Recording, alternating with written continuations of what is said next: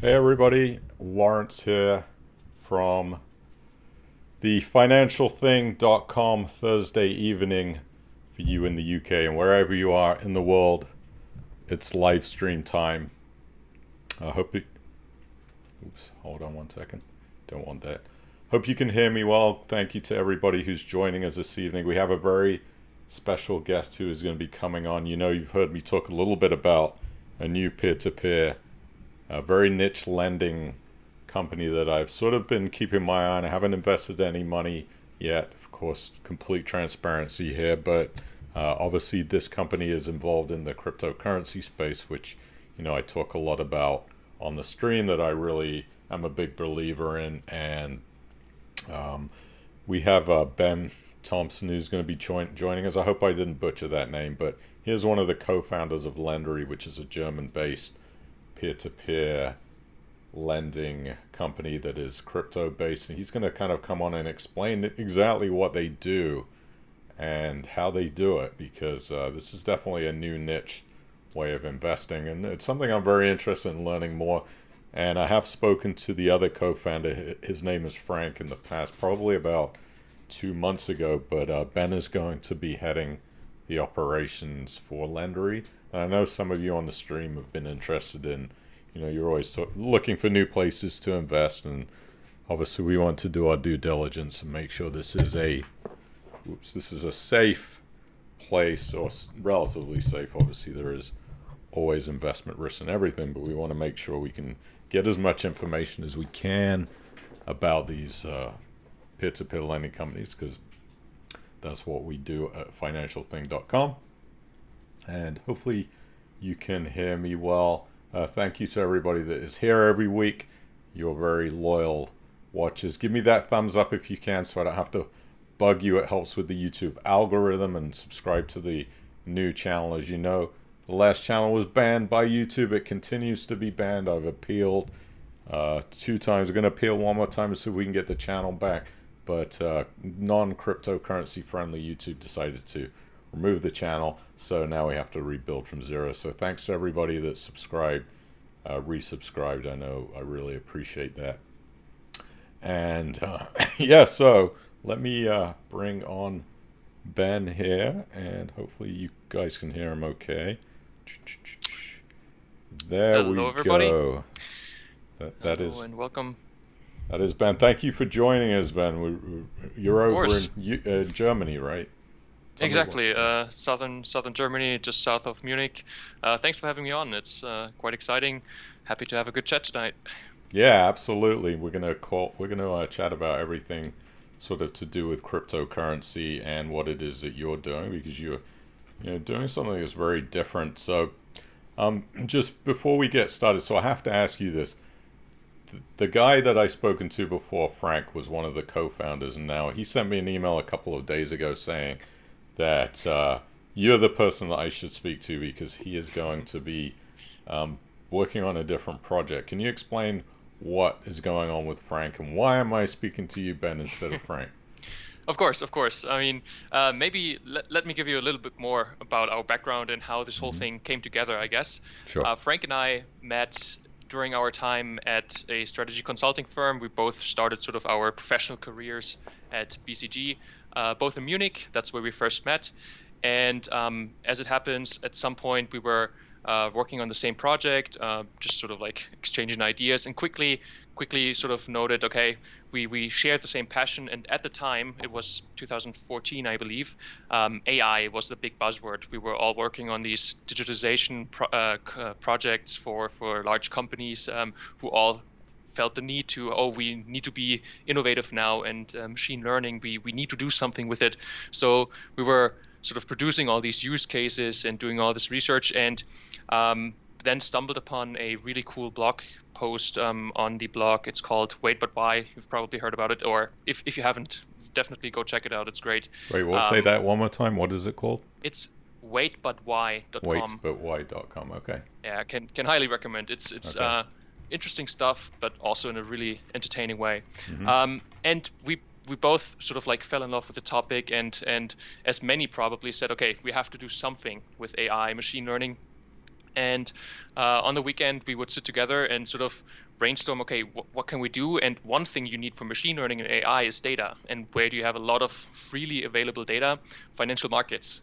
So that's sort of like how we came across the financial markets in the first place, and basically just started building our own little trading bots for sort of like our pocket money, also in a really like tiny niche market, and started trading. So our sort of like financial exposure stems from the trading side actually.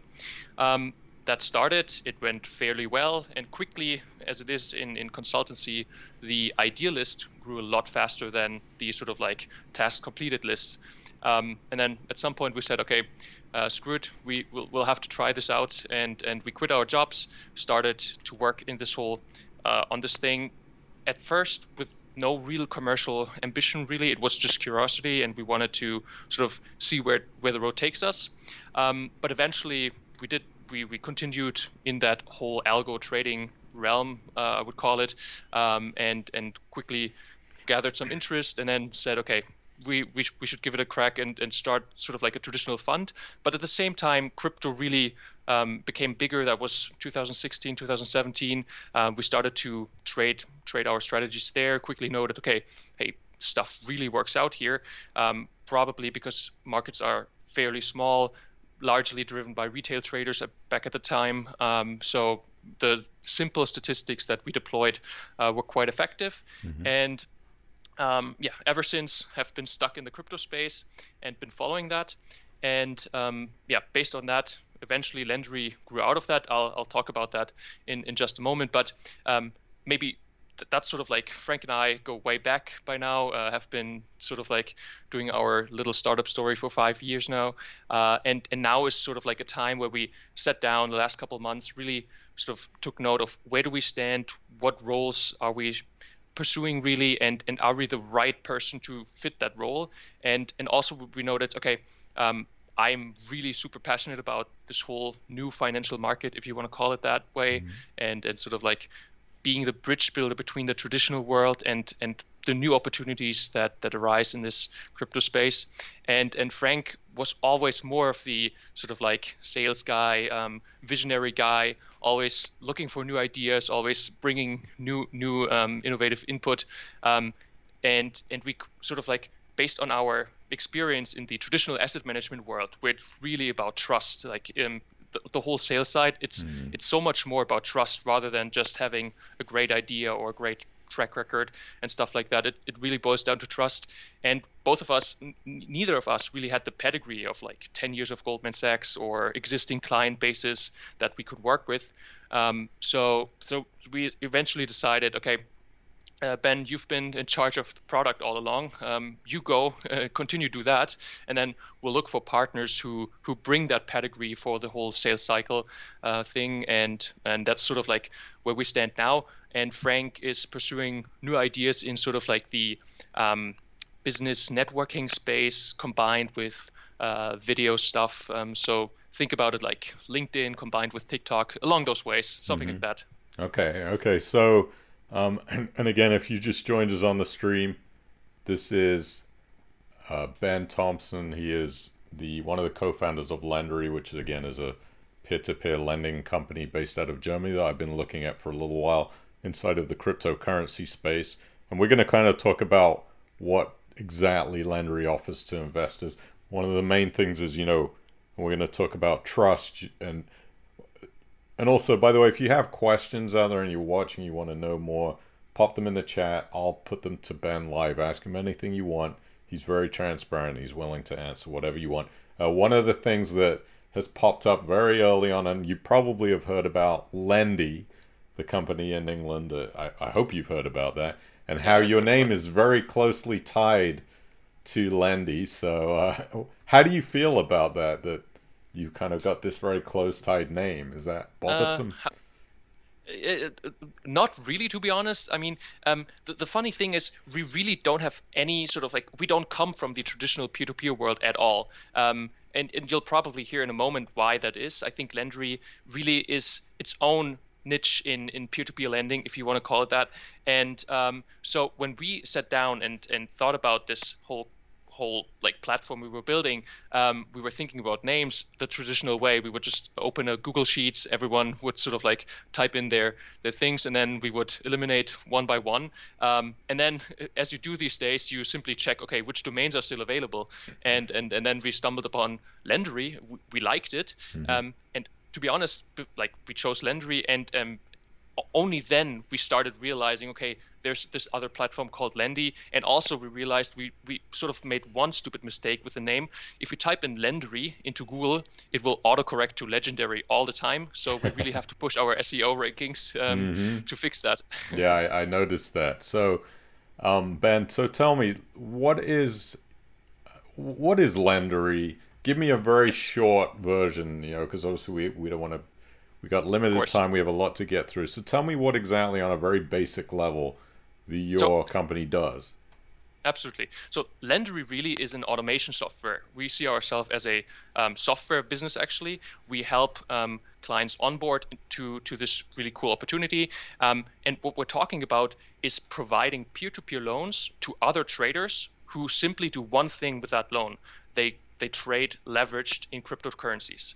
So that's also already one clear distinction. It's really purpose-bound. It's only for leverage trading, and it's only on a single platform.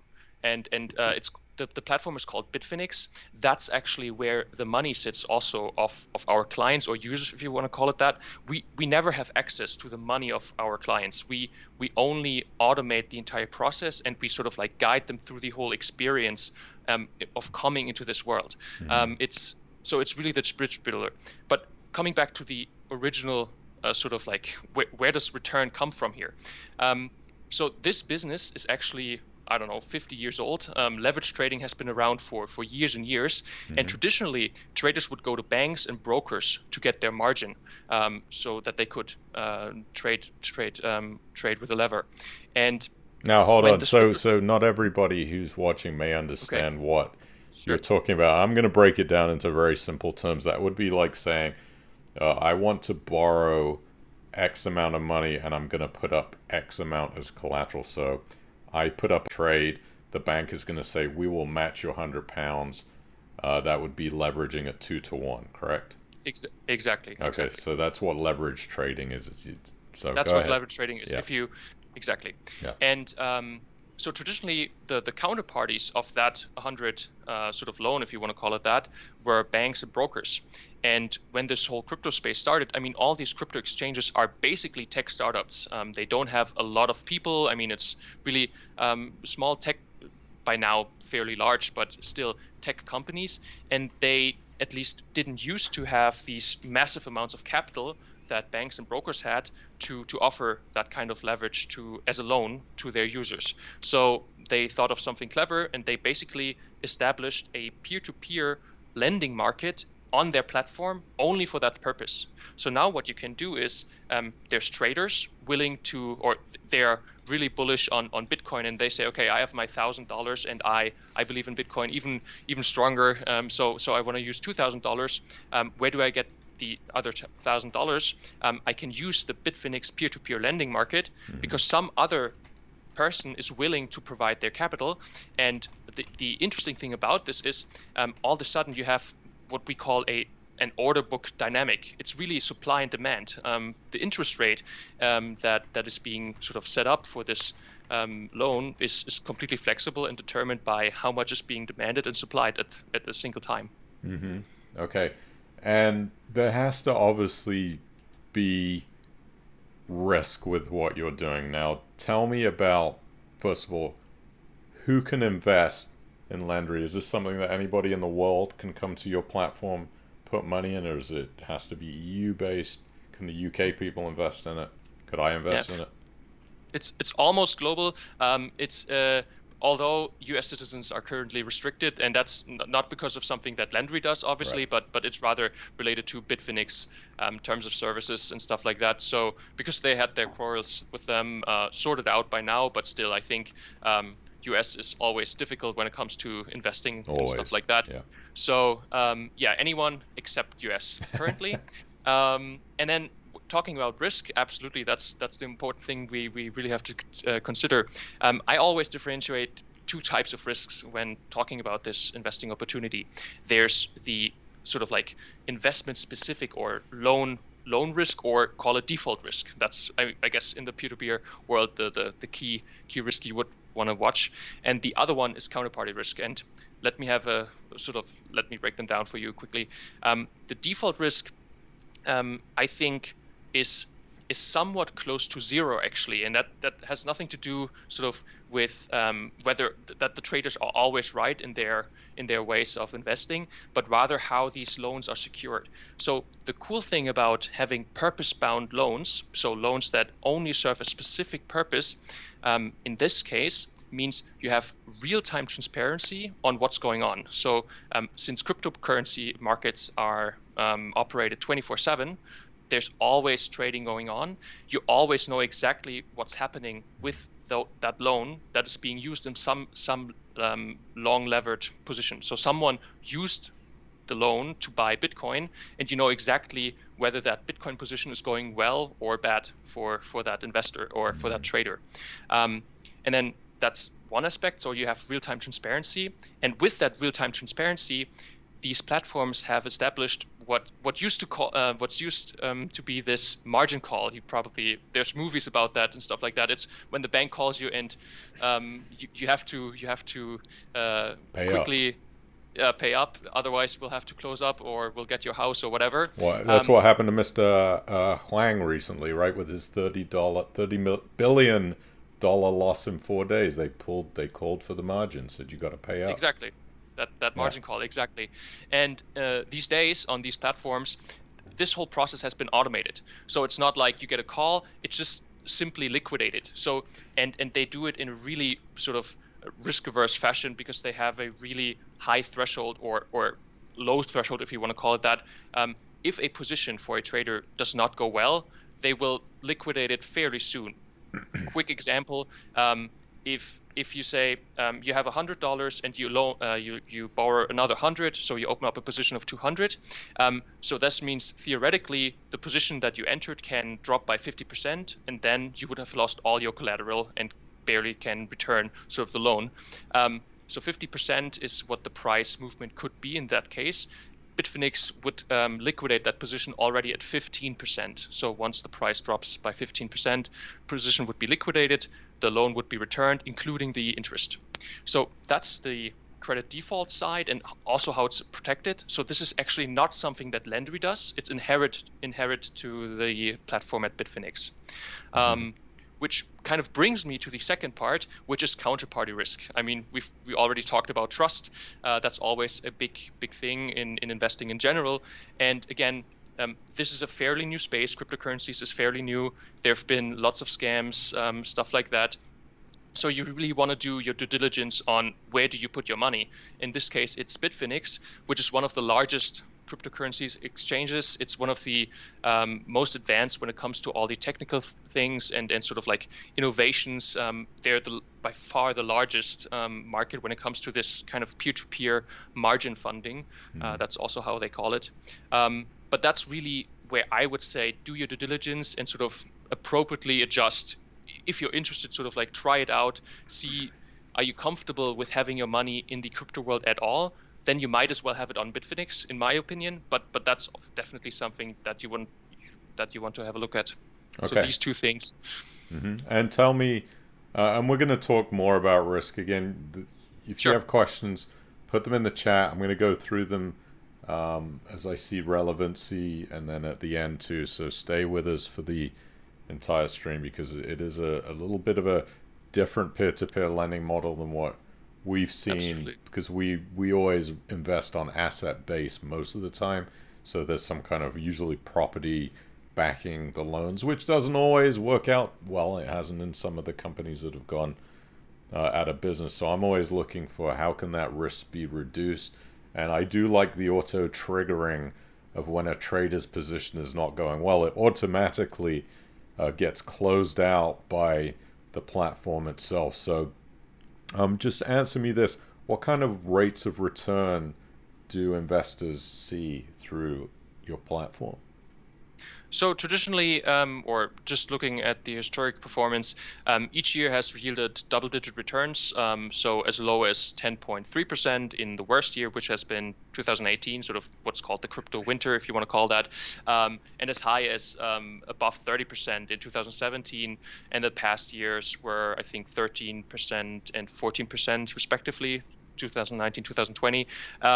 And so far, first quarter trajectory continues. So I think we're on track, sort of 12, 13% again. So that's kind of where it settles. However, if you go check out sort of like the historic interest rate development, you'll notice that it's really volatile. As I said before, it's really comes down to supply and demand. And what we realized is we think, but that's just sort of like our speculation, or that's how we look at the market. We think that the demand side is a lot more reactive than the supply side. So when crypto prices go crazy again and volatility really picks up, traders immediately have appetite for leverage trading. They demand a lot of capital because they see opportunities to make some profits, and the supply side can't keep up. So in that case, you'll have spikes. You'll have interest rates going up to like 50, 60%. Now, here's another distinction, I think, to traditional peer-to-peer lending.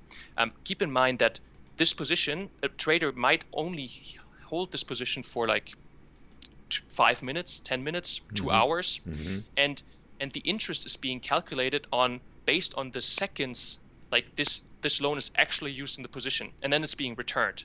So it's not like you sort of like sign a contract and then your capital is deployed and locked away for 1 year. It's fairly liquid. So that's another thing. So you'll have these really volatile rates, but in the end, you can expect around, I don't know, 12, 13%, maybe a little less, maybe a little more. So it's kind of balancing out because of the volatility of what's going on in the trading. So within peer-to-peer lending, we have this big problem, which is looking at the actual borrower itself. Are they safe? Who are they? Now, am I correct in understanding you don't have to worry about that because the trader is putting up cash collateral to cover their loan, right? So there is no vetting of the borrower. Exactly. Actually, we don't even know the name of the borrower. Right. So yeah, I guess it's kind of crazy if you think about it, but it's really it's all being handled by technology. It's a matching platform on this exchange, and since it's purpose bound, they can't take that money and go buy a car with it. They can't withdraw money from the platform unless they closed out all their sort of margin positions. And that's another thing. That's why we think that the inherent credit risk is really low, because it's sort of just by definition it's bound to the platform. It's super liquid, like the sort of like the security backing the whole loan is super liquid, always tradable, and also short duration. So that's where some big all benefits. comes together. So I'm going to break this down again into very simple terms, because there may be people watching that have no idea what we're talking about. So me as an investor, I'm going to loan, let's say you're the trader, Ben, okay? Yes. I'm going to loan you, I don't know who you are, 100 euros or 100 pounds, whatever you want to call it.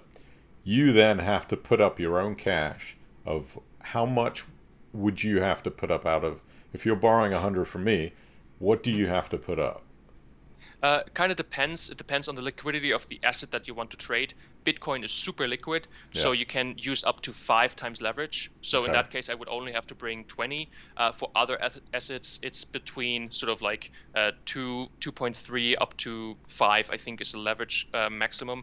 So around that. So you're saying that you would only have to put up 20 euros to borrow from my 100. Yes. Now, if your trade goes bad, how do they make you cover that giving me my 100 euros plus my interest back? How do you pay that to me? Because it's, so once I borrowed the money from you, I have 120 in my balance, correct? And now I open a position of Bitcoin, for example, worth at that time $120. Now the market price moves.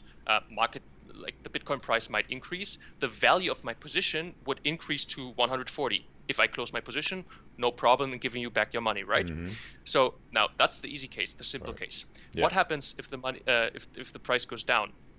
Now I can measure in real time what the value of that position is, and we both know. I mean, fairly simple. Like if the position would only be worth 90, I wouldn't be like. Not only would I have lost all my own cash, my 20, but I would not be able to pay you back your 100 plus the interest I owe you. Right. So what happens is, as I measure sort of the real-time value of the position, the platform will automatically liquidate the position once I get close. I mean, the math is fairly complex behind it. You can look it up in the FAQs. Probably once that position reaches a level of, let's say, 106 or 7 or so, the position would be liquidated without having me, like the trader, actually wanting to close the position, because the platform says, hey, you're at risk of not being able to pay back your loan. We'll close the position at 107, for example. That means I'm still able to give you back your 100, the original loan, plus the interest I owe you, and then I'm left with, I don't know, peanuts. That's but so what I'm not understanding is if I loan you 100 and you only have to put up 20 of your own liquid cash, where is the money coming from that you're going to repay if your trade goes badly as a trader? Is it pulled automatically from your credit card or from your, I don't understand that. It's always on the platform. So the trader puts in 20 of his own money to Bitfinex. It's at Bitfinex. Now I borrow 100 from you. So now my sort of like Bitfinex balance is at 120. The mechanism we described before would never allow that balance to drop below, let's say, 103, for example. So of course, let me disclaimer here. Theoretically, it's of course possible that this happens. That would be the case if you have sort of like just an implosion. The market doesn't exist. No more trading at all anymore. Still, if you look at the COVID crash last year, March 12th or 13th, I think it was, Bitcoin, I think, crashed like 30 or 40% within an hour. Not a single default, not a single impairment on these kind of levered trades. So again, it's not like the money to pay you back is always there. That's sort of like the core idea. It never left the platform, and like so theoretically, the trade must go so bad that the position cannot be liquidated, or whatever is being liquidated is worth less than 100. That has not happened ever, according to Bitfinex. They operate this kind of market since 2013, I believe. We can confirm that with our own. By now, I think we've done more than 500,000 of these peer-to-peer sort of like margin funding loans, and we can confirm we've never had a single default. We haven't had any sort of impairment, despite all the volatility over the past 3 years in the crypto markets. So when you say that the money is always on the platform, but you only have to put up 20 to borrow my 100, is it in a holding account? Is it in, like, I'm still not understanding that part. So the cash lies in the bank account of Bitfinex. I mean, so Bitfinex, like, if I don't know if you're familiar with sort of like stock trading, the way it works is you open an account and then you transfer your money to a bank account of that broker. And they sort of like have their own bank account, and then they have their internal accounting system. So they probably have a huge bank account, lots of money in there, and then they have an internal accounting system that matches. 100 of that belongs to Lawrence, right. and that's Bitfinex operates the exact same way. So the cash actually sits in the bank account of Bitfinex. That's where the fiat lies. I understand. Okay, so if your trade goes bad, Bitfinex just pulls from your cash that's inside the bank or inside your Bitfinex trading account as a trader. Exactly. And then I would be paid back my capital plus interest. So this begs the question then of the biggest risk that I see then is what happens if Bitfinex as a platform collapses. There you have it. Exactly. So that's what we call the counterparty risk. That's where you have to do your due diligence.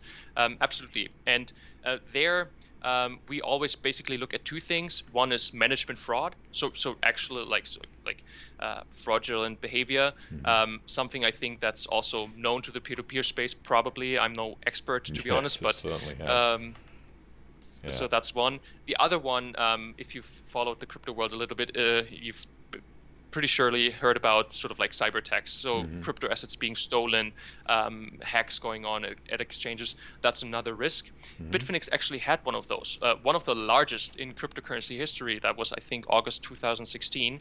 However, because Bitfinex knows they operate a fairly profitable business model, they actually compensated all the losses that were incurred during that time over the following months. So if you look at what happened with these cyber attacks, basically also they're going down heavily because these platforms really know their core priority is to invest into security and infrastructure to make sure assets are being protected. So incidences go down, but still, especially the large players, they build up war chests, they have insurances to cover for these kind of things by now. So the industry is definitely maturing on that front as well. But you're exactly right. The single biggest risk that I would look at is what happens if Bitfinex goes bust. Right. So that's obviously, and if that happens, then where is Bitfinex based? Is that a European trading platform? Or? They're headquartered, so they're registered in the British Virgin Islands, as you would expect to be sort of tax optimized. Yeah. But they're headquartered, I think, in Hong Kong and Vietnam in Taipei. But they're a fairly decentral organization overall. So they have employees from all over. Their management team majorly comes from Italy and the Netherlands. We have good contacts with them. I basically speak to one of the guys on a weekly basis. But they're really decentral in terms of their organization. And how long has Bitfinex been in business for?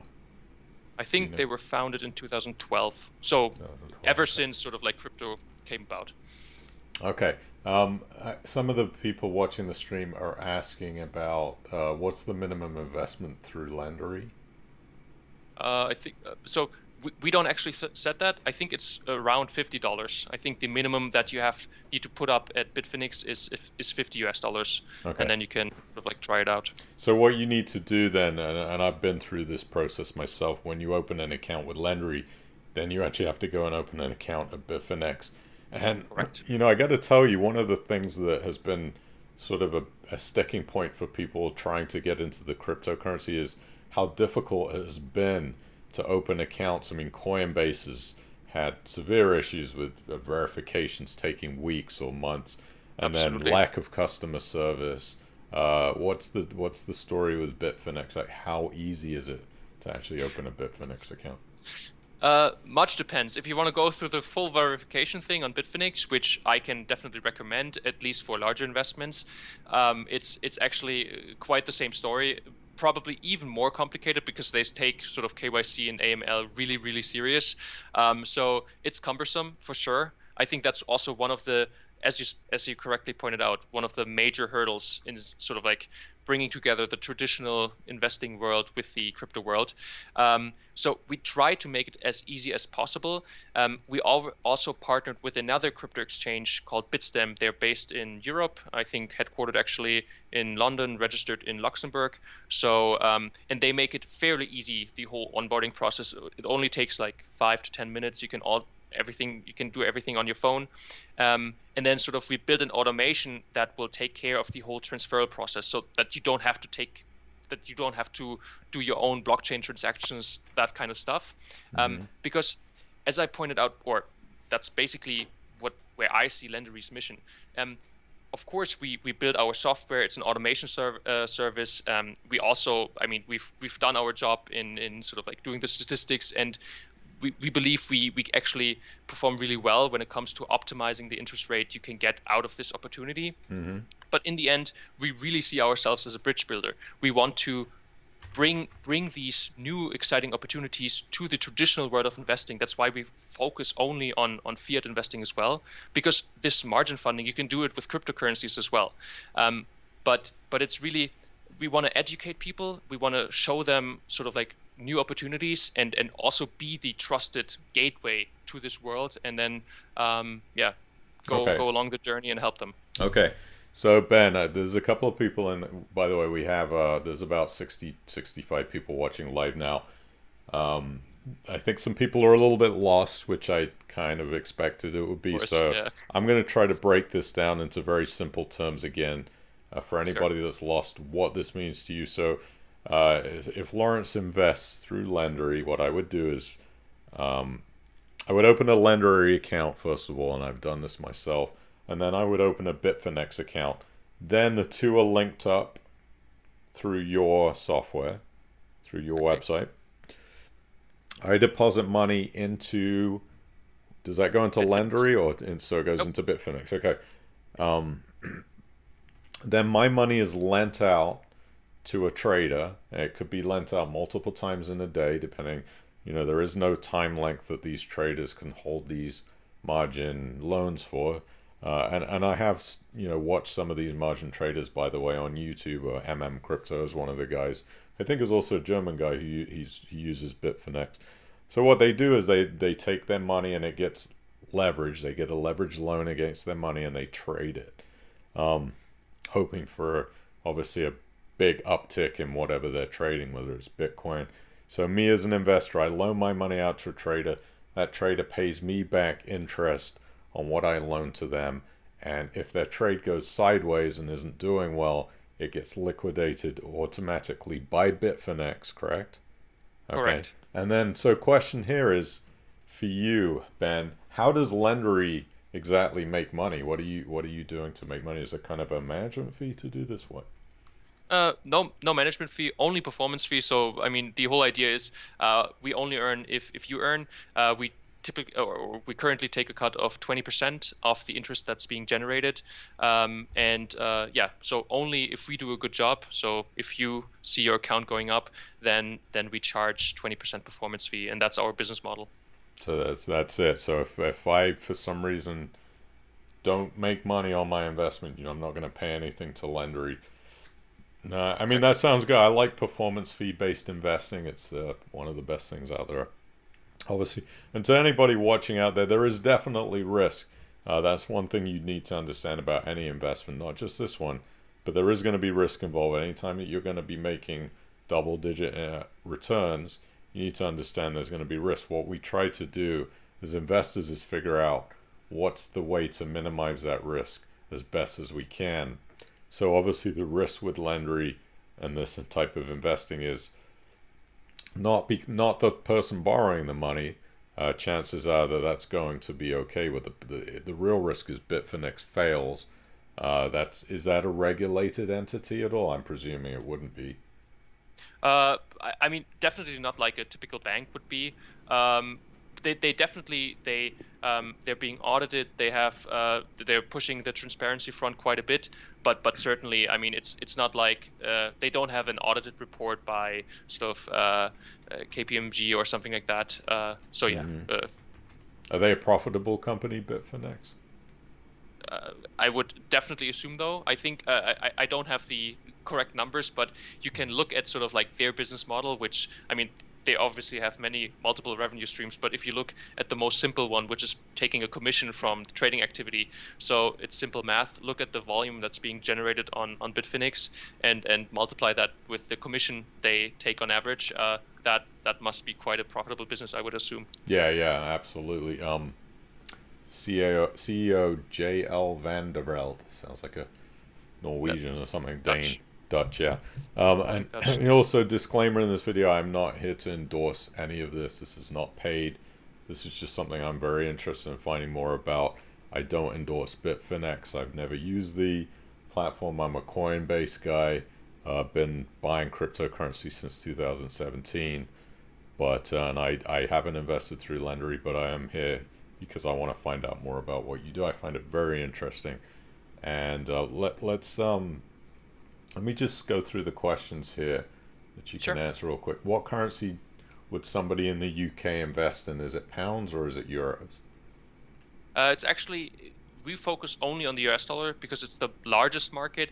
So if you are based in UK or some other country in Europe that uses the euro, then there's additional risk in the foreign exchange risk. So you have to consider that. There's ways to hedge that also on Bitfinex, and we can offer advice on how to do that. But we only focus on US dollars because it's the most liquid market, it's the largest, and also most attractive when you look at the return side. So if somebody makes a deposit into pounds, is it going to get just exchanged into US dollars? Correct. Okay. Correct. And then one of the other things too, when I signed up for your account through Lendary, I know you have a pretty good hand-holding process because there's going to be people that are really confused, maybe who don't invest in crypto at all, and they're thinking, well, how's this work? So you will actually, your company will help them Absolutely. navigate that. Exactly. That's sort of where we see our mission being the bridge builder and showing that cryptocurrency world can be trustworthy, and it's only a matter of education and getting familiar with the new world. Right. Okay. Let's run through these questions very quickly because we still have a lot to get through. But Sure. Dale Potter wants to know: did you make money from your early trading software bots? How did you do? Well enough that we decided to quit our jobs. Let's put it that way. And I guess, I mean, the origin story of Lendary comes from our trading strategies. So we were trading our own sort of like statistical arbitrage strategies. It's not rocket science. You can go look it up on Wikipedia. It really, I mean, it comes down to execution, stuff like that. But we were doing margin trading on Bitfinex, and when we were sort of analyzing our trades, we were wondering what these sort of variable costs were like. And then, okay, it's what we pay for the leverage, but we were wondering, hey, we're used to paying sort of like a flat fee for that. Like it's just sort of like the interest rate, right? And then we went down the rabbit hole and recognized, hey, wow, this is quite attractive to be on the other side, actually. And that's how the whole idea started. But yeah, we do have a trading background. We are still active in sort of like developing strategies.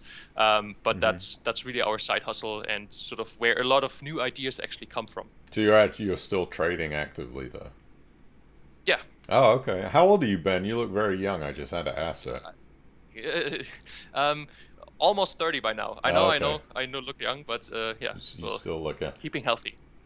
Okay, so Paul Goodhind asks, how does the interest rate compare with traditional peer-to-peer lending? So we've kind of already discussed this, Paul, but it seems to average about 11, 12%, 10 to 12% is the average of what Lendary is saying that you can return.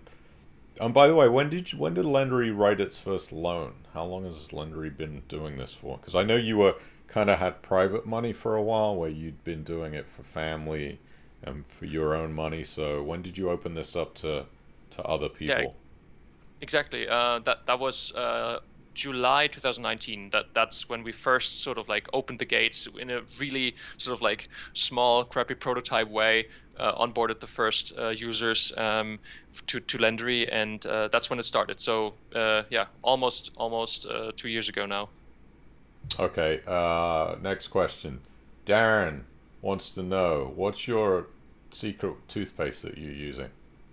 Secret toothpaste? Yeah. Building trust, hopefully. No, toothpaste really for your teeth. He said you have white teeth. Oh, the actual toothpaste. Yeah, okay. What is it? Well, I change them regularly. My dentist told me to change brands every now and then.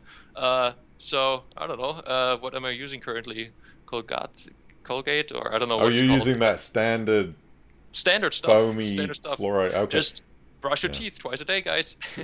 Sometimes we talk about, this is kind of a joke thing, but we talk about health and well-being as well as finance because I think it's important. And I actually use a German brand toothpaste called Weleda Salt Toothpaste. It doesn't have fluoride in it, so you should check it out. If your teeth are bright now, you wait till you use the Weleda. I mean, look at that. That's crazy. Okay. Patty Gilfillan, I believe is in France, says, what happens if the software crashes? Yeah, in that case, you won't earn interest and we won't earn anything. So that would be worst case. But actually, nothing happens to your funds. They're not being actively deployed. So it's basically just opportunity cost. And that's part of our automation service. So as I explained before, since you don't know how long this trade will be, this sort of like loan, it can be over in like an hour. Also, disclaimer, by the way, guys, you can do everything that Lendary does. You could do it manually. It's not sort of like secretive. You can do it with your mouse at the computer. However, to get to that 11, 12% per year, you really need that close to 100% deployment rate of your capital. So you always want your capital to work in this opportunity, and that's where the automation really makes sense, because it's a 24/7 market. It would be quite tiresome to do that by hand, I would say. You'd have to really start. It would be almost like we call in peer-to-peer lending manually picking out loans, right? Is that, or Yeah, is it automated at all if you did it direct through Bitfinex and said, oh, I don't need Lendary? Yeah, exactly. You can also use the automated way of Bitfinex. However, from our experience, you won't reach 100% deployment rate, because probably many people are using that, and that's so our software. We always say it's 70% automation and 30% optimization, because we also only focus on US dollars. So we do our statistics on the order book and try to optimize rates as well. So you're really reducing what we call the cash drag, where your money's sat around not doing anything. Exactly. Okay. Somebody was asking if I have an affiliate link. I don't think I do. It's lendary.net, Lendary.net. I think I may have an affiliate link, but don't worry about it. If you feel like you want to sign up, go ahead. Question, Dale says, Ben, how much of your own money do you invest via Lendary? Do you actually put your own money through the software system? No, absolutely. So let me just put it in sort of like quotes, quotient. I think it's I would say around 25% of my sort of like liquid assets are with Lendary. Okay, so quite a substantial amount. So you put your money where your mouth is. We always like to see skin in the game, which is absolutely a good thing. It's all about trust. Paul Bagwell says, so I give $1,000 or £1,000 to who? Can I lose it? And when can I get it back? And we really discussed this. So we don't exactly know who we're lending to, because trades can really happen over a few minutes where the money gets deployed and then the trade is closed out. Yes, you can lose it if Bitfinex, the platform, disappears. Yes, there's absolute risk there in that side of things. You can get it back depending on how long the trade is open for, that where you've lent your money. Now, I'm presuming, so if you lend it, let's say you put £1,000 in there, that somebody borrows 100, so you could be lending to many different people, and that money is very liquid. It's coming back, the trade opens, it closes, so it sounds like a pretty liquid system, to where if somebody needs to get money out of Lendary, how do they do that? Absolutely. So actually, the average loan size over our entire user base is boils down to 1,000. So there's definitely larger loans as well. They can go as far as, I don't know, 20, 30,000. It happens at times, but the average loan size is really 1,000. So you can imagine, if you happen to have an account worth 10,000, over time you would expect that to be sort of distributed across 10 loans simultaneously. And we offer sort of like customization from the Lendary dashboard. So you actually have a lot of control over how our automation service works for you. So you can decide you can set thresholds where you say, okay, I don't want to invest money if the interest rate is below X, and I want to reserve an amount. So that really answers your question. So if you say you have $10,000 in your account and you need to, I don't know, withdraw 3,000, then you would simply go to the Lendary dashboard and say, hey, reserve $3,000 for me, and those $3,000 wouldn't be put to work with the automation service then.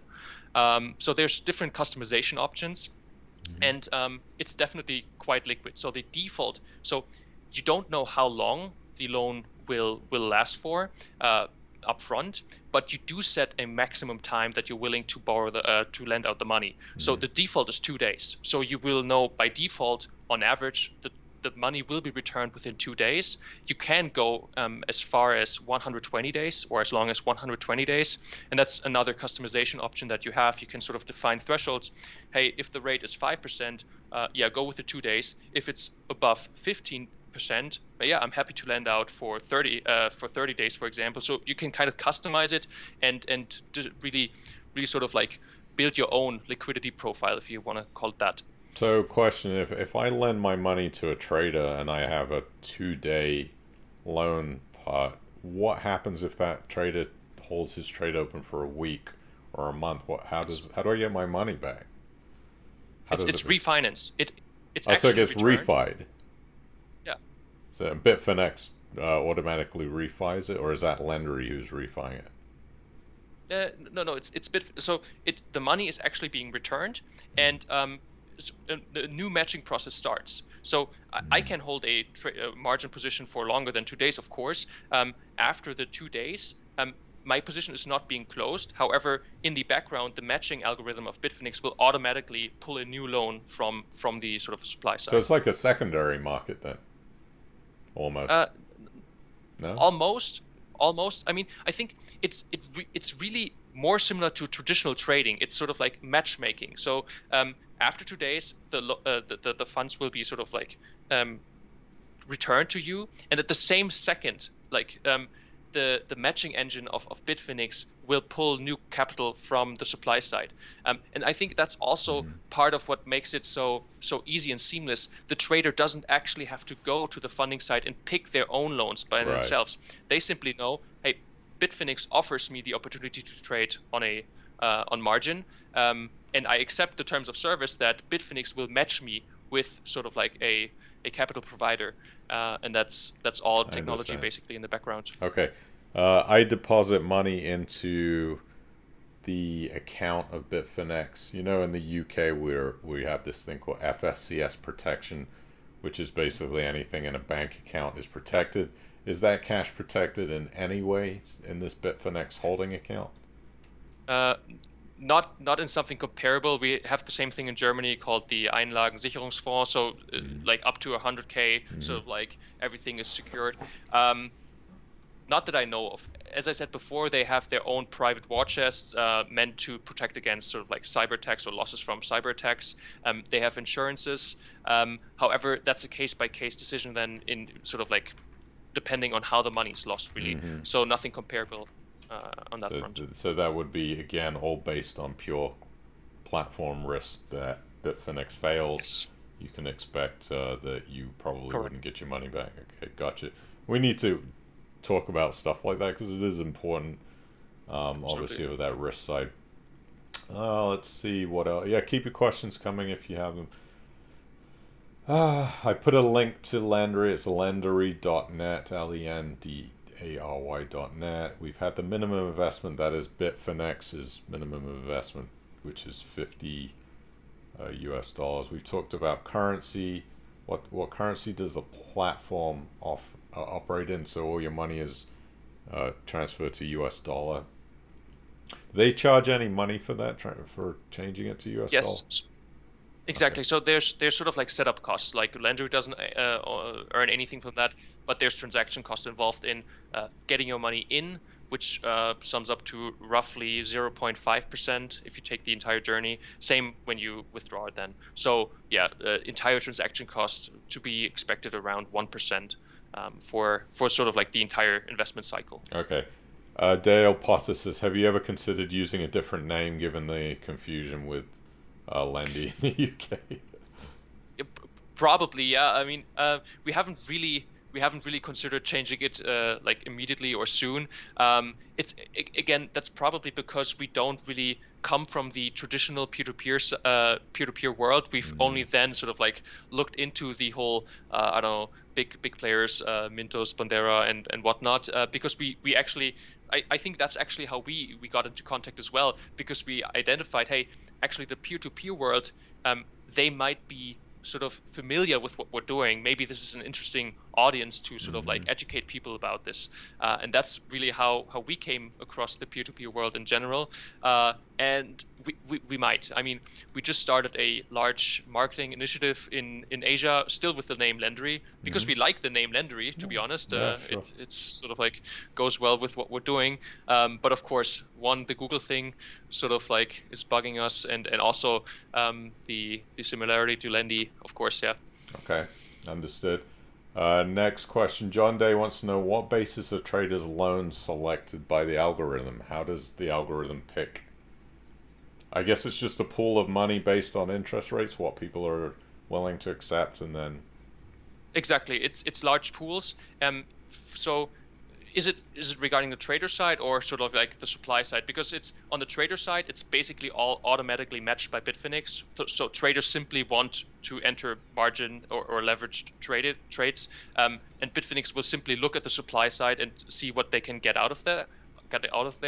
And what our service does is we sort of like analyze the order book, sort of like the current demand and supply, and then we decide, okay, if there is money available for any of our users, we will put an order sort of like to offer this capital for a new trade at a place where we think, okay, within the next 10 minutes, we have a 90% confidence that that capital will be deployed.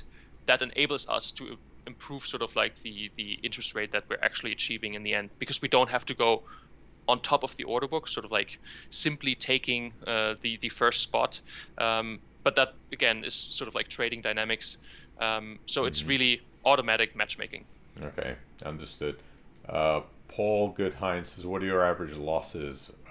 Are these returns figured net of losses? So they're saying, have there been investors that have actually not done so well investing in this type of peer-to-peer lending?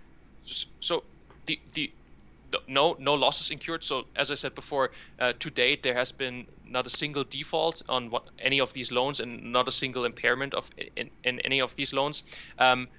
Because of how the euro US dollars developed over the past year, you might have incurred some foreign exchange losses. And if you sort of like, if you invested start of 2020 and then withdrew end of 2020, then you would probably be sort of like net zero, because like all your like interest that you gained over the time would have been eaten up by the foreign exchange loss. But there haven't been any losses related to the specific investment opportunity. And you've done, I mean, you must have facilitated with Bitfinex hundreds of thousands of loans, right? If these things are happening so often. Exactly. Yeah. I think by now we're reaching roughly 600,000 of these loans by now that we've processed, and we've, I think, issued around. Let me actually check it out quickly, because then I can give you an exact number. Might be more interesting. So we've been.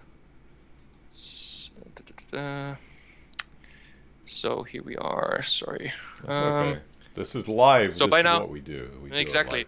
So by now we've processed $650 million in sort of like credit volume, which is simply, I mean, obviously makes sense, right? I said before that the average loan size is around 1,000, and we've issued close to 600K in credits. So yeah, so that's where we stand. That would make sense. So I'm just going to shove this up on the screen right here. If you go to Lendary.net, there is a performance page. It's showing 12.97% as the current rate annualized.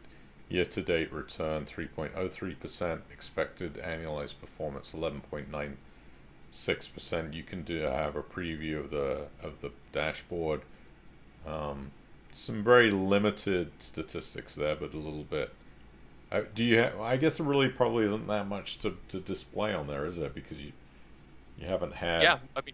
Maybe it might be interesting for you to put up volume numbers of how much has been lent through on. I like statistics pages, and I always give peer-to-peer lending companies a hard time over this because they don't sometimes put up enough statistics. But that might be one thing that you could put up there. True. If you click on the there's some more statistics we can share, and maybe can get maybe can show it. If you just click on the live demo dashboard, if you just click on that, some page should appear where you get the preview, and then on the left side you have I think two things could be interesting: just strategy analysis and then market statistics. Market statistics is not Lendary specific; it's overall. So again, you'll see the sort of like lending rates and the development over the time, and then the total lending volume, so which sort of like the active volume in that market on a daily basis. That's overall market statistics.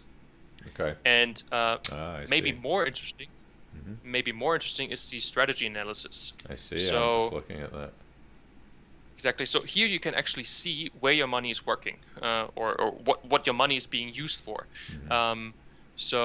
And there you can see sort of like the duration, stuff like that. And the interest rates. Exactly. Okay. So you have active positions. Okay. So yeah. Go have a look. Let's yeah, you can go to Lendary.net and look at that. Let me see what else I have here. So, is Lendary as a company? Are you regulated at all? Nope. That's because we're only a software automation service, just like the nature of our business. You're not actually handling any money, so at all. Exactly. We never touch the money. We don't never have access to the money of the users. You said disclaimer. What did you want to disclaim? Disclaimer. I mean, what we're working on in parallel.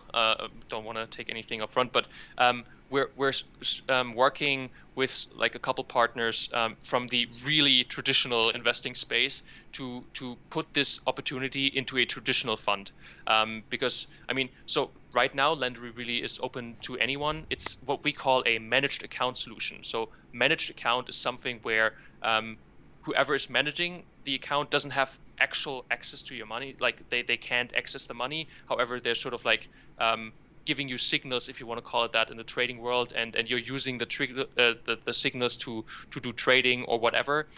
So the current version of Lendary is a managed account solution, and the next step is really to make this a more traditional investment opportunity. So we are in talks with like a couple partners, and we're progressing fairly well in simply offering this as a sort of traditional fund, however targeted at more like professional investors, family offices, stuff like that. But there's also exciting plans on how to make this hopefully a lot more accessible in the future. Because as you said before, the onboarding process in the crypto world is cumbersome. It's the largest hurdle that we face at the moment, I would say. Yeah. So Paul Bagworth wants to know, how easy is it to link your Bitfinex account to your Lendary account? How easy is that? Very easy. It's basically two lines that you copy and paste in the Lendary dashboard. It's API keys. API stands for Application Programming Interface. It's just the way that software communicates with each other. And all these all the large cryptocurrency exchanges basically open their platforms with APIs so developers can develop other applications on top of that. And that's exactly how Lendary operates. And it's as simple as going into your Bitfinex account, creating API keys, which takes around like 1 minute, and then you have the information displayed, and you simply copy and paste it. Okay. Let's see. So Teacher Karen says, what's the name of this investment site? It's Lendary.net. Lendary.net. Because yes, Google is not your friend. I've put that in many times. And Lendary peer-to-peer, it doesn't always pop up. So it's not large enough yet. Yes, you'll get there, I guess. Let's see. Let's talk a little bit, and we'll get back to the questions. I don't want to hold you up for too long, but we'll try to keep this under 90 minutes. But we are going to get to all the questions. Is your company a profitable company? Have you? Where are you in that stage right now? Not quite. We're still a fairly small company. As we said before, Lendary started, I think, almost 2 years ago now. So right now we are a core team of 3 people. We look to be a team of 5 to 6 by the end of the year. So we're currently hiring on the sort of like one technical front. So we're looking for another software engineer, and also on the business side, we're looking for sort of like a growth marketer for Lendary. But right now, we're basically financed by business angels that invested into the company. So also, maybe small disclaimer, Lendary is not actually the company. The company behind Lendary is called Captech Analytics. That's the registered company in Munich. And Lendary is basically just the brand of our platform that we're operating. So far being financed by business angels. However, we're really close to break even as we stand right now. Plus, we have this big marketing initiative in Asia, and we're hoping that will definitely put us over the line. Okay. What do you think about Bitfinex as an actual platform? Some of the comments that I'm reading in the chat are Bitfinex has very mixed reviews. How could they trust that platform? What's your view on that? Obviously, you trust them because you're putting your business into them. Definitely. And your own money, I presume. Yeah, absolutely. I think Bitfinex is a great platform for traders, but for more advanced traders. I think their interface is quite quite complicated. It doesn't have a lot of like sort of like tour features that really sort of like takes you by the hand and walks you through the entire process step by step. They have really advanced features as well.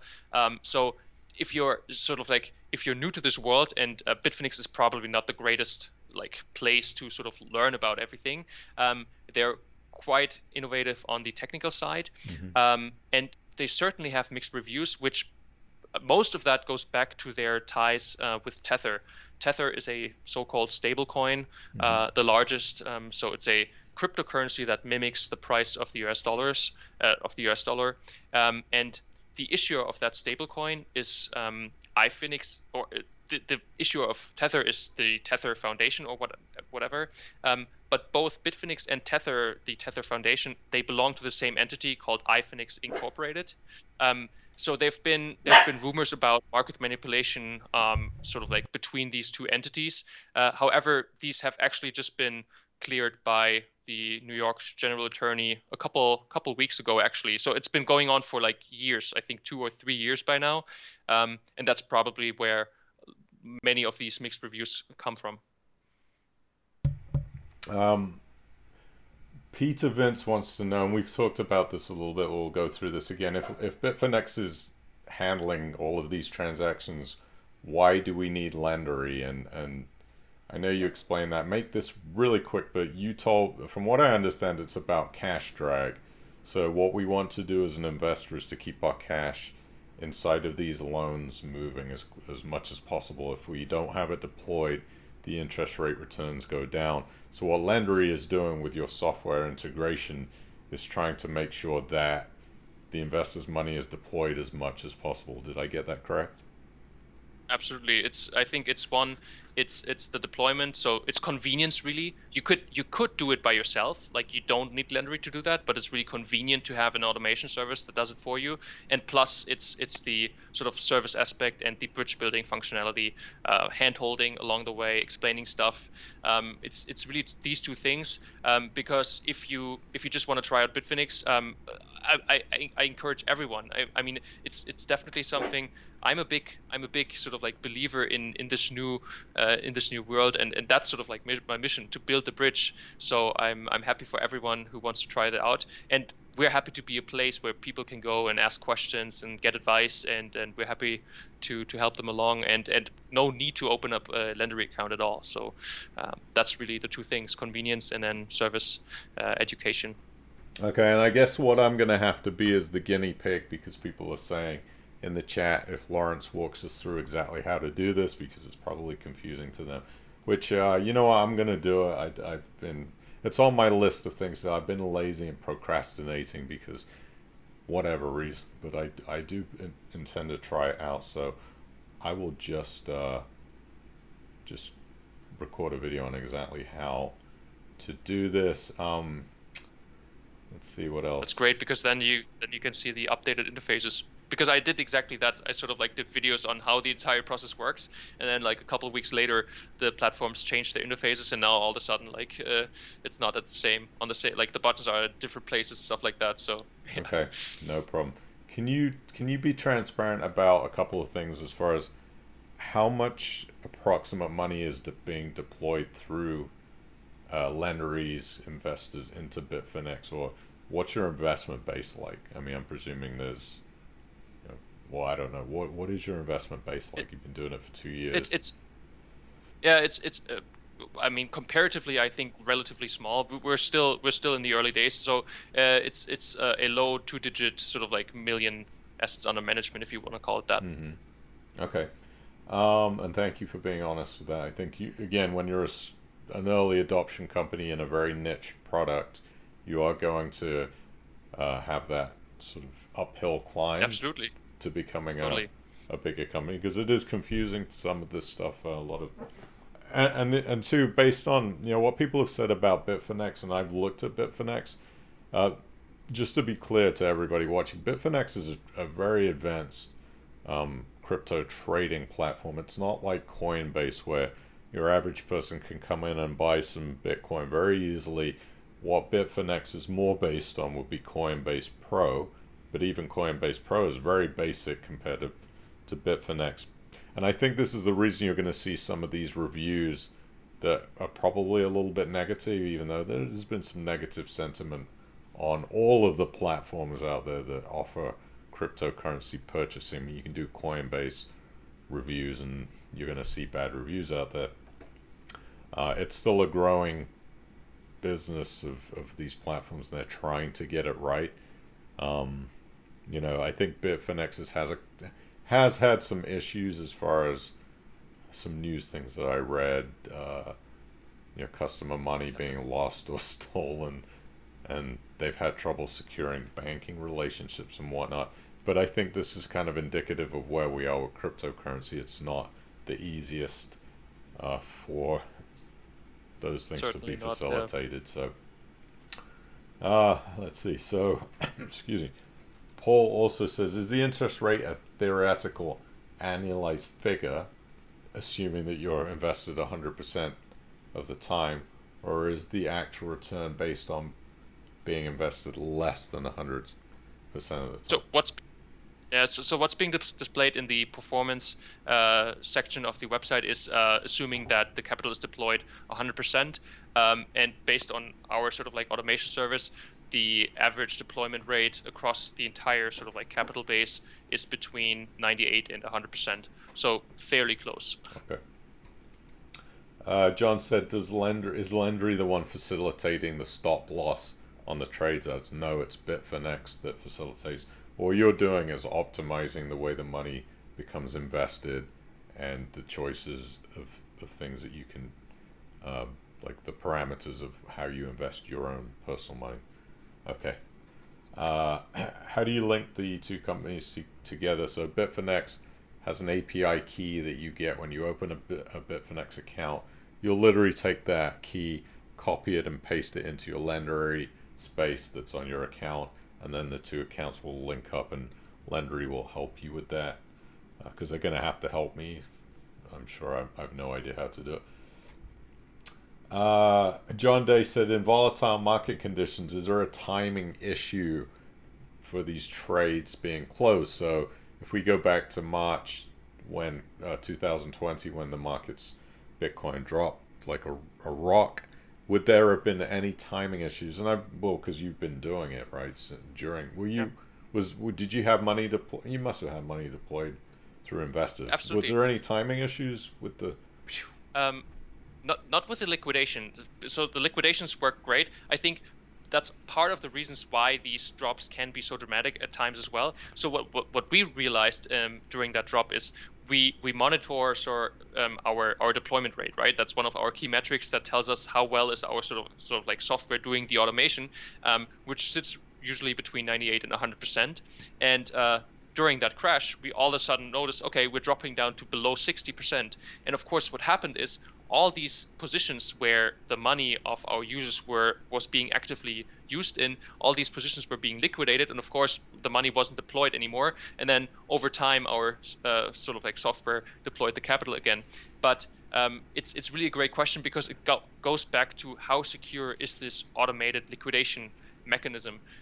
Because in theory, if there were no trading at all, then this liquidation process would not work. It only works because someone is willing to buy at significantly lower prices, and then market orders are being placed and stuff like that. But that's really the essence of how these loans are being secured. And this is where the cryptocurrency markets come back into play, because they're liquid 24/7, and all these levered trading activities are only open for fairly liquid assets. So you can't go to CoinMarketCap, go to sort of like the 100th page and pick rank 2000, like some coin. You won't be able to buy that in a levered position. You can only trade Bitcoin, Ethereum, the large coins that you would expect that have fairly liquid markets. Mm-hmm. So it's a great question. It hasn't happened. It's theoretically possible, but because these thresholds where the positions are being liquidated is so conservative, it hasn't been an issue in terms of sort of like impairment or credit default so far. Okay. Talk to me about cryptocurrency. Oh, one quick thing, taxation. If you invest this way, you're going to have to pay tax on your returns. just like you would if you're investing in a UK political platform. How is there any type of tax form generated through all this system? How does that work when people need to figure out how Yeah, much tax they owe? exactly. So, I mean, again, disclaimer, because they always tell me I'm, of course, no certified tax accountant, No, but sure. we asked them, and so in Germany, at least, they say, okay, this is clearly capital gains tax, and so because we don't originate the loans, like Lendary, we can't provide official tax documents. What we do is we sort of like aggregate all the information into a single PDF that you can download, where you see on a daily basis what is the interest that you earned, and we convert it into euros or whatever you need, and then you have sort of like for the entire year you have the aggregate interest that you earned through this opportunity. That's what you would put into your tax form, and then declare taxes on that. And yeah, so far this worked out well. By now, 2 years of experience with that, and yeah, seems to be working. Okay. Who's getting the commission, Lendary or Bitfinex? Lendary charges a 20% commission on the interest that you make, correct? The returns? Exactly. Okay. Performance fee. Exactly. Okay, and then there are going to be some fees on Bitfinex side for currency exchange. Currency exchange, and Bitfinex actually earns as well on the whole thing. They have a similar model with performance fees, or they simply take a commission from the interest that's being generated. But everything that you see on Lendary is net of those Bitfinex fees. Okay. Paul Bagwell says, how long do you leave your money in for? Can you make a partial withdrawal? What are the fees? So we've kind of gone through this. The money is sounds like it's very liquid. You can set the parameters of how long you want to leave your money in versus what is the minimum parameter on how long your money is deployed for in a loan? What's the minimum you can set? It's 2 days. So if you so I would say you could expect the if you want to try it out, you can deposit your money and have it back in your bank account in 1 week, basically. Okay, so it's pretty liquid. One of the comments here, I think you'd get more British investors if you could let us trade in British pounds. The problem with that, Steve, is it's not actually Lendary that's deciding what currency. It's just crypto is being traded in US dollar. So Bitfinex, I'm presuming, requires you. Do they trade in other currencies or not? They do. Okay. They do have trading pairs in British pounds, in Japanese yen, and euros as well. However, these markets are tiny compared to the US dollars, so there's simply not enough demand to really have attractive rates. There's actually, but you can go to Bitfinex and you can also lend out British pounds on Bitfinex. However, based on our experience, I would expect that you won't achieve as high of interest rates simply because there's not enough demand. Because a lot of the people are just trading in the US. Okay, cool. Trading in US dollar. Let's have a little chat about crypto in general. How long have you been buying cryptocurrency for yourself? Basically, at the same time that you started investing or looking at the space, around in 2017, that's when I entered the space, and that's also when I purchased my first Bitcoin, stuff like that. Okay, now I'm a big believer in the long term. I'm a 10 plus year Bitcoin holder or hodler, as they like to say. What is your thoughts on Bitcoin in general as far as the long term outlet? Do you think it's going to get banned? And obviously we could talk about this for hours, but give me a quick thoughts on the future of Bitcoin, where you think it's going. What do you think the value is going to be in 10 years if you had to take a guess? So where is it going? What do you think the value is going to be 10 years time? Have a stat. Yeah. So okay, between 150 and 200,000 probably, and that all goes back to the store value use case, where you basically compare it to gold, which has been the traditional asset that's being sort of like the social story of, I believe this will be worth something, independent of what US does, independent of what happens in the EU and stuff like that. So I totally buy the store of value story of Bitcoin. I think that what Bitcoin really is. It's of course more fungible in all these other benefits as compared to gold. And really, I mean, there's so many great interviews and talks about why the store of value story really holds up. Best one I can think of is probably Michael Saylor, of course, large investor, but he makes great arguments about that. I believe in that. In the end, which is a fascinating topic to talk about in general, it's only storytelling though. Like, same with gold, right? I mean, if you look at the value of gold, 90% or 95% of that is just sort of like social storytelling. Of course, you have real use for gold in electronics and jewelry and stuff like that. But if it were only used for that, the price wouldn't be as high. No. So I think that holds for Bitcoin. It's just sort of like the modern gold, and the price, I don't know. I mean, throw a dart, but I think these two assets will share that store of value story, and whatever the market will be then. So you thinking maybe 200,000 in 10 years. I'm going to make a prediction. I think it's going to be much higher than that. But Right. I'm a very optimistic Bitcoin holder. I'm thinking, $500,000 to $1 million in 10 years. We'll have to come back in 10 years All right, definitely. and then We'll do. see. Do you personally own any other type of cryptocurrency aside of Bitcoin? Because Bitcoin is the Colgate of cryptocurrency. I actually liquidated most of it and transferred it into Bitcoin. I used to be a lot more bullish on other cryptocurrencies as well. And I mean, there's exciting stuff happening all the time. But if you look at where is money being generated in the crypto world, like what are sustainable business models in the crypto world? So far, I think there have been two over the past 10 years. One is mining. If you have access to cheap electricity, you can simply invest energy, and you are being rewarded with Bitcoin or whatever cryptocurrency you're mining. That has been quite sustainable because energy was available at cheap prices, still is, so that's why it's being mined. One sustainable business model. The other one is operating a sort of crypto exchange, traditional business model, super traditional business model, just for this new asset class. Very successful. I mean, obviously we all know that Coinbase is going to go public very soon, and in all their filings you can see how crazy profitable that business is. So that's definitely an interesting business model. What's come about in the past sort of like 2 to 3 years, or past 2 years, is this whole DeFi, decentralized finance world, which I think is basically traditional ideas of finance, traditional banking stuff, moving onto the blockchain world, cryptocurrency world. I think that's going to provide new interesting business models.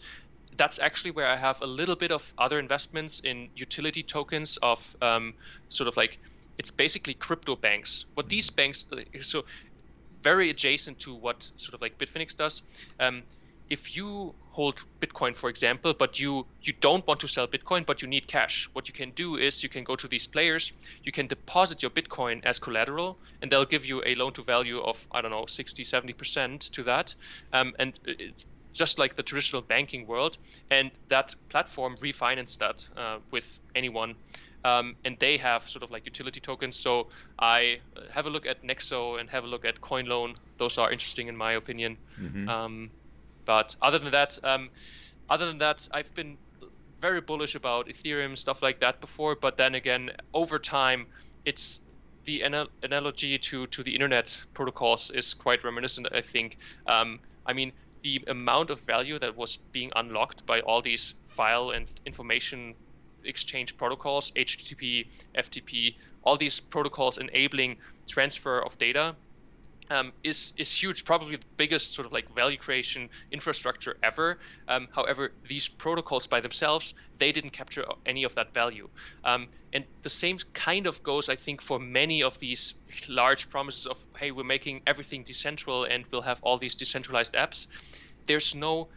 I can't really derive a fundamental reason why the token has to capture a value. It's complicated. I could talk hours about that, but there's like, what I think blockchain is really cool for is creating marketplaces where it hasn't been able before. So all of a sudden you can I don't know, with blockchains you can create marketplaces and exchange stuff that you wouldn't be able to do before because missing trust and stuff like that. Yeah. No, I totally understand. My personal investment goal with these altcoins has been ride this bull run, which I think hopefully is going to last till maybe the end of 2021. I'm hoping sneaks into 2022 so I don't have to pay short-term capital gains tax, then sell it all, everything except Bitcoin, shove the rest of the money into Bitcoin, and then just ride the Bitcoin wave for the rest of my days on planet Earth. But so I'm totally in agreement to you. A couple of other questions. Again, we've had another question about the returns.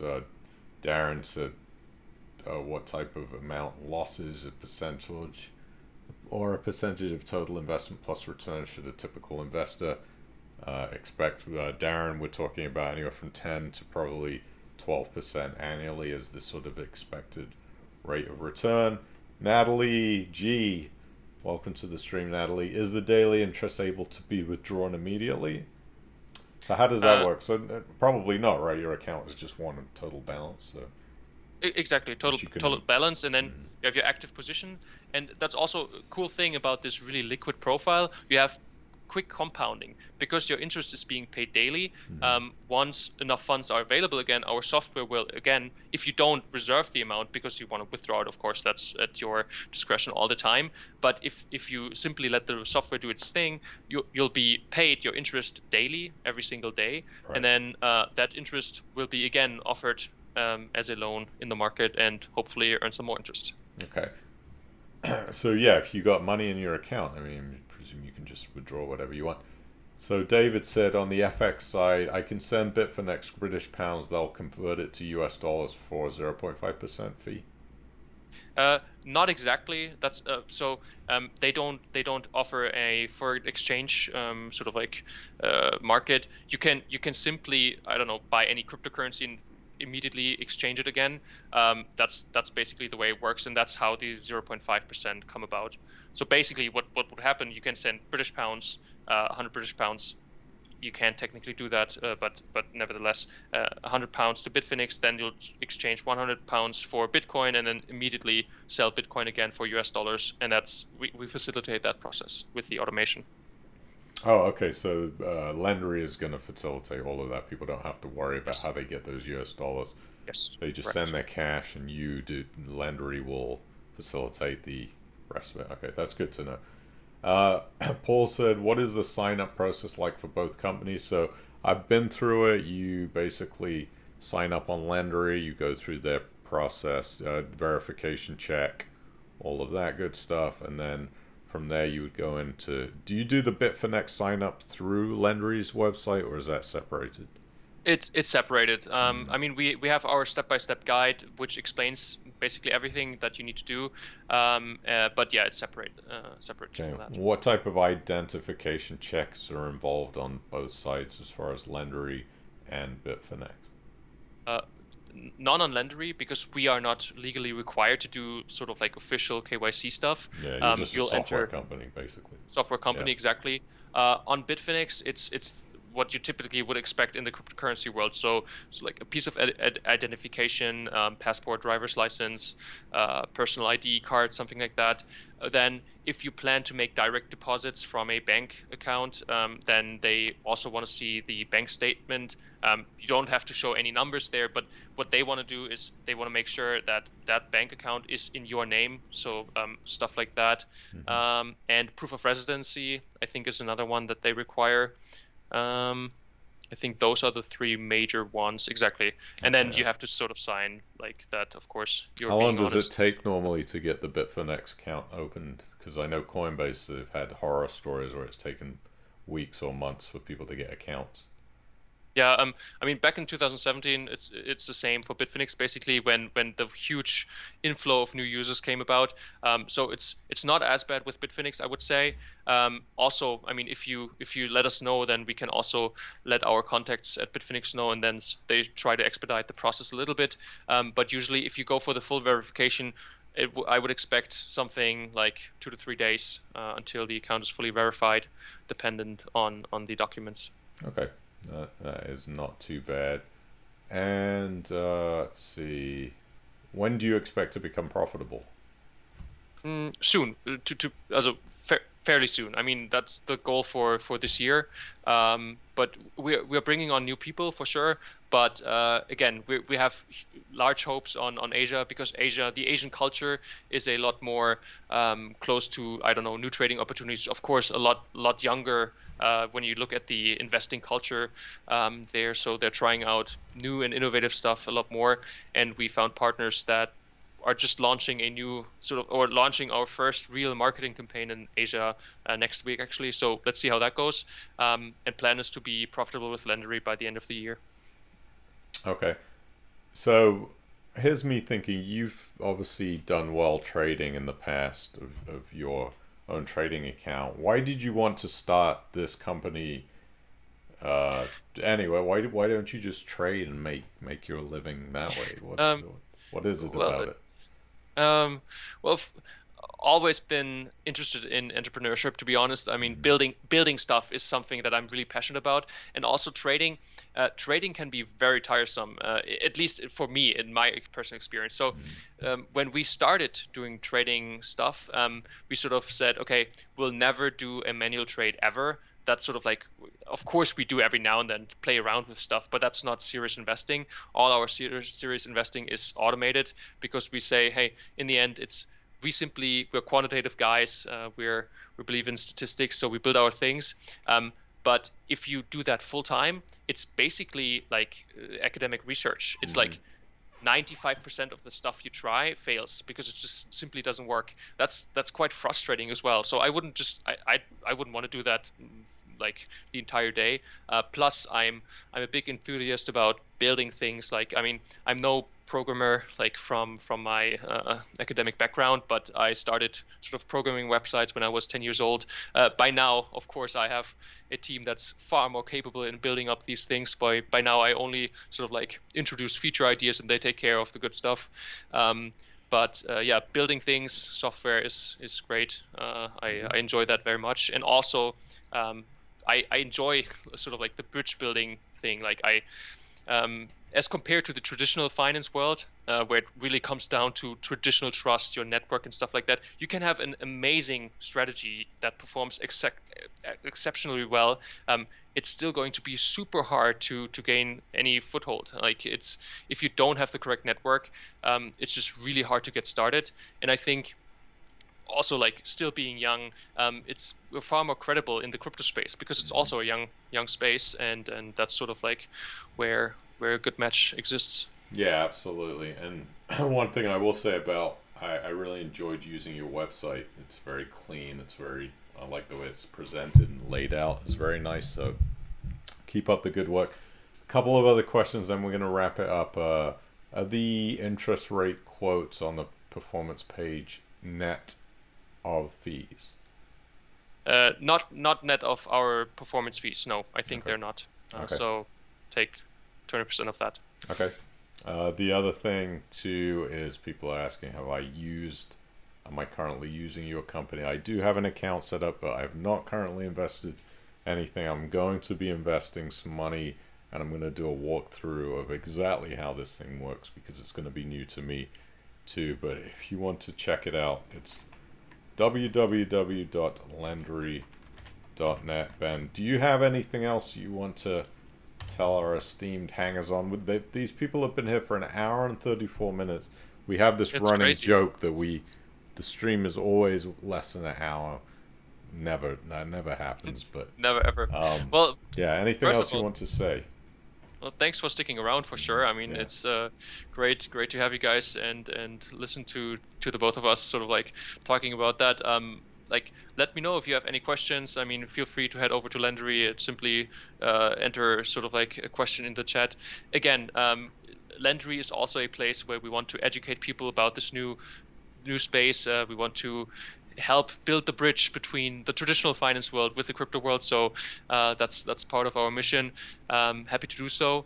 And yeah, of course, always happy to hear about any feedback that you might have, how to improve everything. Of course, we're trying to make the onboarding as simple as possible.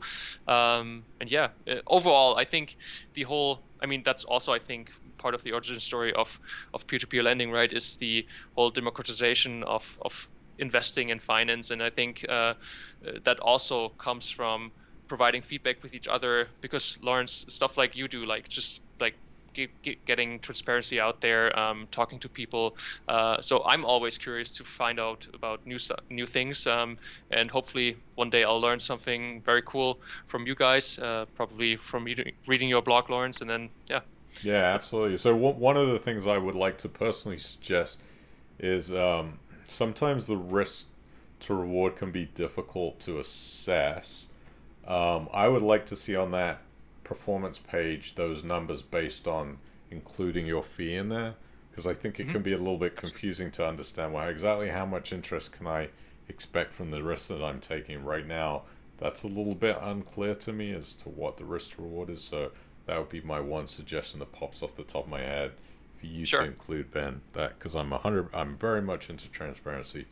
But I'm going to be doing, I will say within the next week, a walkthrough video on setting up this Lendary account, how it works, and I'll just be very honest about how difficult it's been. I didn't find the account setup with Lendary particularly difficult. I'm thinking the Bitfinex side is going to be a little bit more complicated, but if I can walk people through it, that will be better. Darren wants to know, is there going to be an Oktoberfest in Munich this year? Well, if only I knew, right? I mean, they're selling the tickets right now. Fingers crossed, vaccination is going fairly well now, by now. It took us long enough in Germany, but I mean, fingers crossed, right? Yeah, it's so hard to predict. Yeah, it's unpredictable. I simply don't know. It's like the price of Bitcoin. It's unpredictable. Exactly. Okay, so there you go. We're going to wrap it up again. Please hit the thumbs up on the stream. Subscribe to the channel. How do people reach you, Ben? If they want to ask you questions, how can they reach you?